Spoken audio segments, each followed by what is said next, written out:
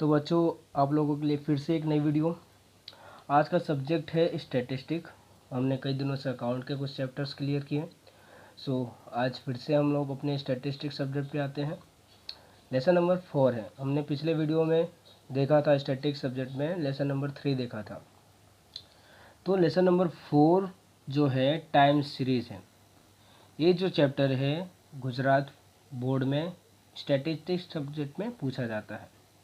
Okay, तो lesson number 4 यानी time series, यानी हिंदी में कहा जाए तो सामयिक श्रेणी।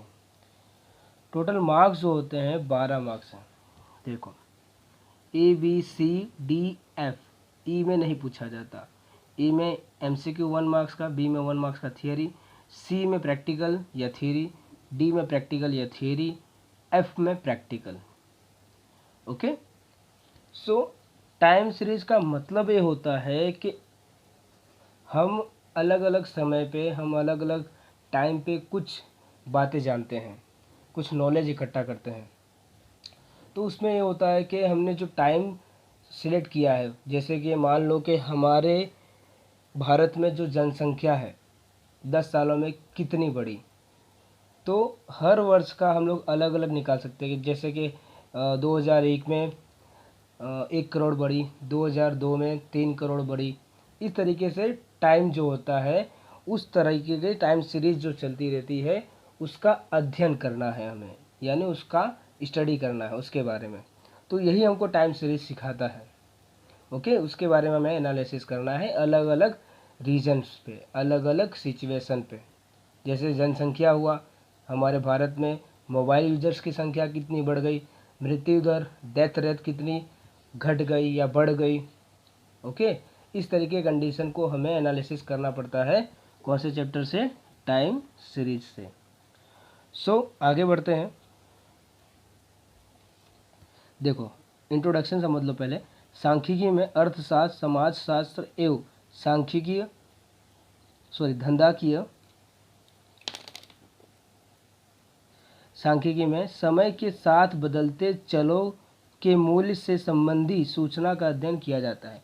जैसे अभी मैंने कहा कि हमारे भारत में या कहीं पे भी, वर्ल्ड में कहीं पे भी किसी भी तरीके का सिचुएशन जो समय से जुड़ा हुआ है, हर सिचुएशन समय से ही जुड़ा हुआ है, तो उस समय से जुड़े हुए सिचुएशन के बारे में एनालिसिस करना, अध्ययन करना, उस टॉपिक को क्या कहते हैं? टाइम सीरीज कहते हैं। ओके, देखो, इंग्लिश मीडियम के लिए बच्चों के लिए the data related to values of the variable changing with time. देखो, जो डेटा होता है जो अलग अलग टाइम के साथ रिलेटेड होते हैं, उसके कुछ वैल्यूज होते हैं, are study in economics, sociology and business statistic. तो उसके ऊपर हमें अध्ययन करना, उसके ऊपर हमें स्टडी करना है। इस तरीके से बताया गया है। इकोनॉमिक्स में, सोशियोलॉजी एंड बिजनेस स्टैटिस्टिक में अलग अलग तरह के चेंजेस होता है।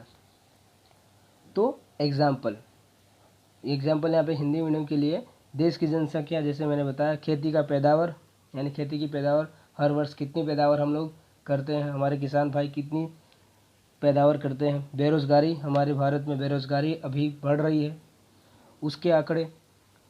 आयात निर्यात की जानकारी भी देती है कि हमने कितना इंपोर्ट किया, कितना एक्सपोर्ट किया। ओके, ये सब समय के साथ जुड़ा हुआ है, इसलिए इसका अध्ययन किया जाता है टाइम सीरीज यानी सामयिक श्रेणी में। Population of country, agriculture production, unemployment statistic, import export information. Okay, इस तरीके से हमको जानकारी मिलती है।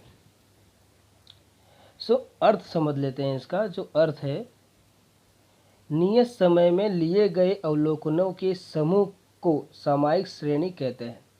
यहाँ पे ध्यान देना, क्या लिखा है? नियत समय में लिए गए अवलोकनों के समूह को सामयिक श्रेणी कहते हैं। Okay, a time series is a set of observation taken at specified time period.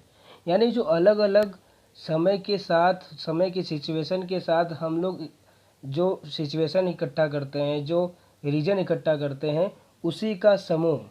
जैसे जनसंख्या, भारत में 10 वर्षों में जनसंख्या कितना हुआ, उसका एक समूह जो हुआ, वो क्या हुआ? सामयिक श्रेणी हुआ। क्या हुआ? सामयिक श्रेणी। Okay, yes. तो आगे की थियरी, इसमें थियरी भी है, तो थियरी को हम लोग बाद में कंप्लीट करेंगे। पहले हम लोग प्रैक्टिकल कंप्लीट करेंगे।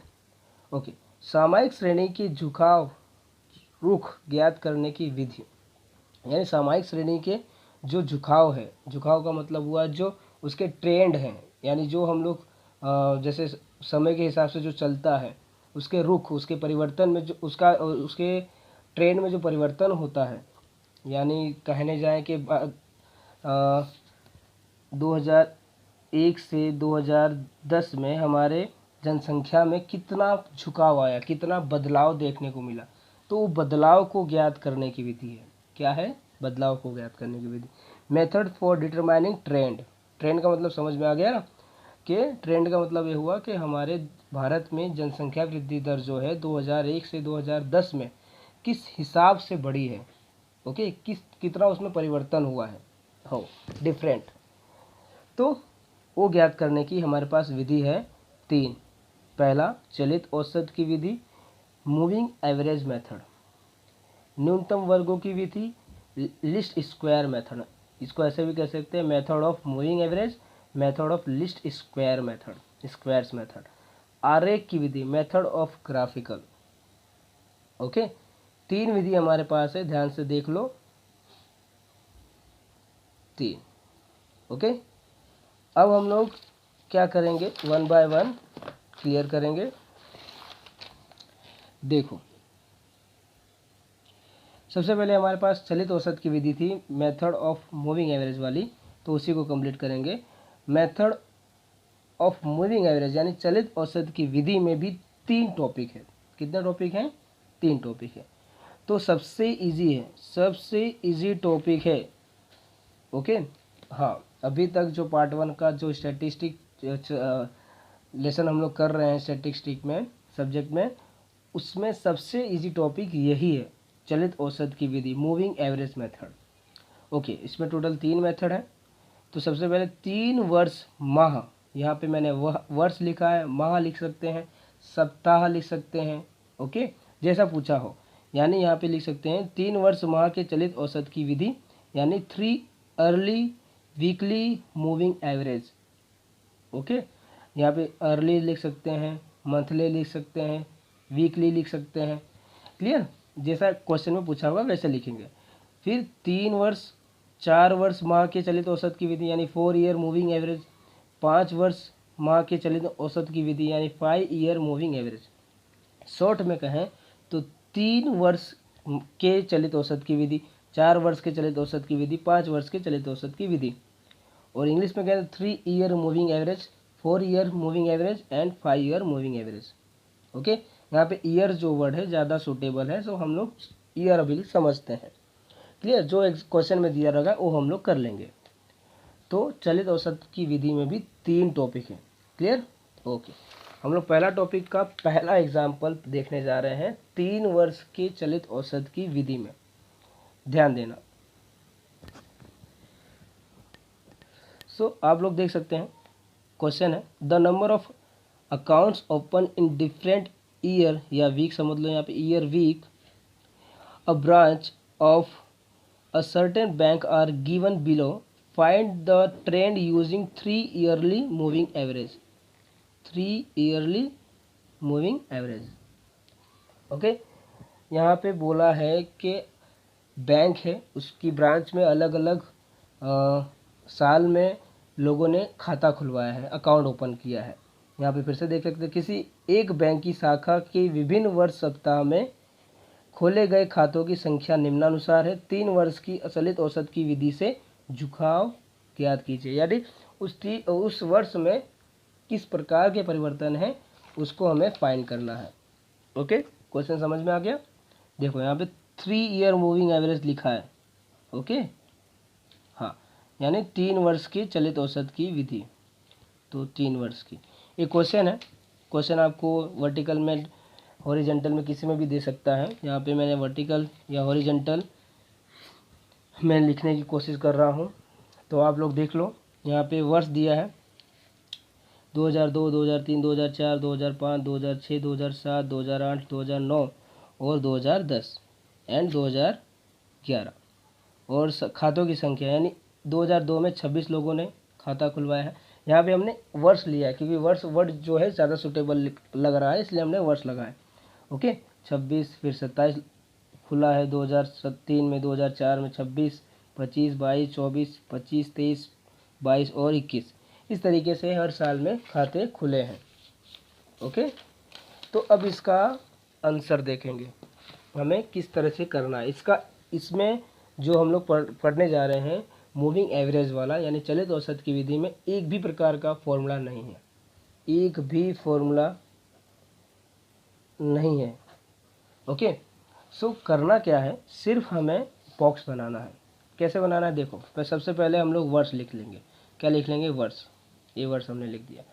और वर्ष को सामयिक श्रेणी चैप्टर में यानी टाइम सीरीज चैप्टर में सब बहुत इंपॉर्टेंट रखा गया है वर्ष को। तो वर्ष को हमेशा टी से डिनोट करना है। किससे डिनोट करना है, टी का मतलब होता है टाइम। तो यहाँ पे वर्ष 2002 को हमने नंबर 1 दिया। इसी तरह से नंबर बाय नंबर हमको पुट कर देना है। नंबर 1 2 3 4 5 6 7 8 9 10। Clear, yes. कोई भी हो, जैसे यहाँ पे 2010 क्यों ना हो, यहाँ पे एक ही डालना है स्टार्टिंग में, फिर कंटिन्यू चलते रहना है। ओके, खातों की संख्या 26 27 जो आपके क्वेश्चन में दिया था वो है। मैंने यहाँ पे एक एक लाइन का गैप रखा है क्योंकि हर जो टॉपिक है हमारा 3 मेथड है, हमें 3 4 5 है ना। 3 year moving average, 4 year moving average, 5 year moving average यानी 3 साल के औसत चलित औसत की विधि, 4 वर्ष के चलित औसत की विधि, 5 वर्ष के चलित औसत की विधि। इसके अंदर इसी तरीका का बॉक्स बनाना है, एक के बाद एक हमें गैप छोड़ना है। जैसे 26 लिखा उसके बाद एक गैप, 27 लिखा उसके बाद एक गैप, इस तरीके का गैप छोड़ना कंपलसरी है। ओके, हाँ। तो जैसा मैंने कहा कि इसमें एक भी फॉर्मूला नहीं है, सिर्फ बॉक्स बनाना है, तो बॉक्स के अकॉर्डिंग चलना है। तो देखो ये हमारा क्वेश्चन हुआ, ये हमने क्वेश्चन दिया था, ये हमने सिर्फ टाइम लिखा है। क्लियर, हाँ। अब देखो क्या लिखा, 3 वर्ष का चलित योग यानी 3 yearly moving total, 3 yearly moving total. Okay, यानी 3 साल का हमें टोटल करना है, 3 साल का टोटल करना है। तो देखो सबसे पहले हमें क्या करना है, इसमें डैश कर देना, पहले वाली वैल्यू में क्या कर देना है, डैश। ओके, हाँ, डैश कर देना है। अब देखो सबसे पहले 3 बोला है ना, तो 3 वर्ष का लेंगे, 2002 का टोटल करेंगे, 2027 और 2003 का, 2004 का। अब लिखना कहाँ है, हमने यहाँ पे तो गैप कर दिया, तो लिखना कहाँ है, 2003 के सामने वाली वे में। किस में लिखना है, 2003 में। ओके, हाँ। ये कैसे क्यों करते हैं वो भी मैं आपको लास्ट में बताऊंगा, पहले समझ लेते हैं।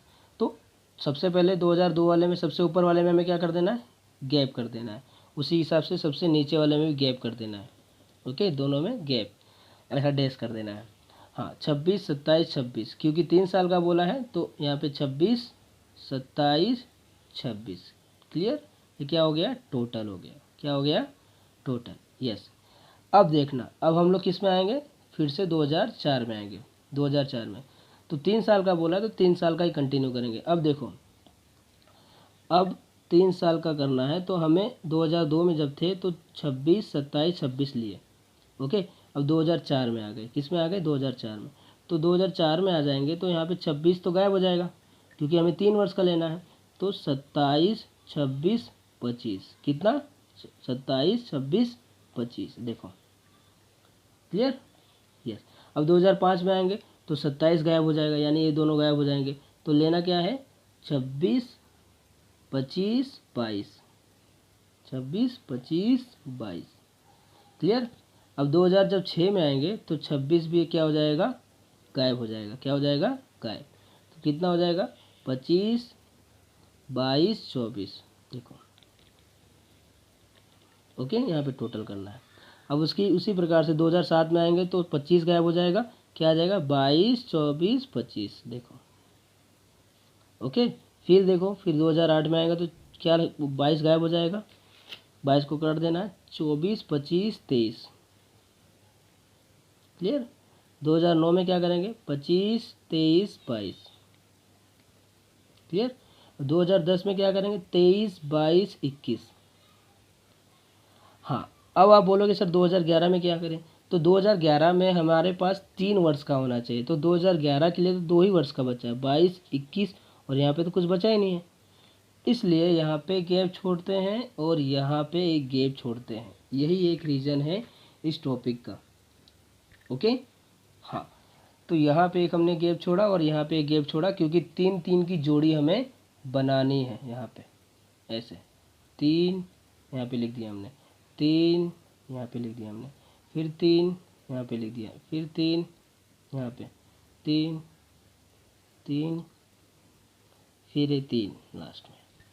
क्लियर? यस।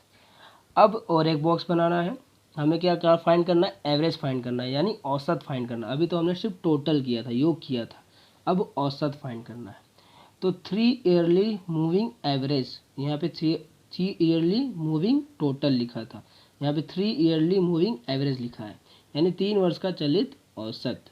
क्लियर? तो देखो, ये जो टोटल किया है उसी के सामने हमें लिखना है। टोटल जो लिखा 79, 79 डिवाइडेड बाय 3। क्यों 3? क्योंकि हमने 3 वर्ष का टोटल किया, क्योंकि 3 वर्ष का टोटल किया, उसका एवरेज निकाल रहे हैं।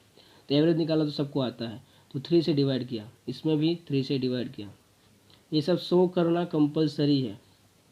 3 डिवाइड किया इस तरीके से। ओके, तो ये आपका टोटल 5 मार्क्स का सवाल बन चुका है। कितने मार्क्स का सवाल है? 5 मार्क्स का, और ये सेक्शन एफ में ही पूछा जाता है। हाँ, अगर सवाल बहुत छोटा है तो सेक्शन डी में भी पूछ सकते हैं 3 मार्क्स के लिए। ओके, तो सवाल समझ में आ गया? हाँ, तो इसी तरह से हमारे वीडियो को देखते रहिए, लाइक करते रहिए और शेयर करते रहिए। तो ऑनलाइन एडमिशन हमने चालू कर दिया, तो आप लोग जल्द से जल्द कांटेक्ट कीजिए। नीचे दिए गए डिस्क्रिप्शन में हमारे नंबर दिए गए हैं, एंड आप लोग हमारे एकेडमी से जुड़ भी सकते हैं। जो अभी हमने ऑनलाइन एडमिशन चालू कर दिया है, आप कांटेक्ट कर सकते हैं। एंड मुझे आशा है कि इस वीडियो पे कम से कम 100 लाइक्स मिलेंगे। वीडियो देखने के लिए धन्यवाद।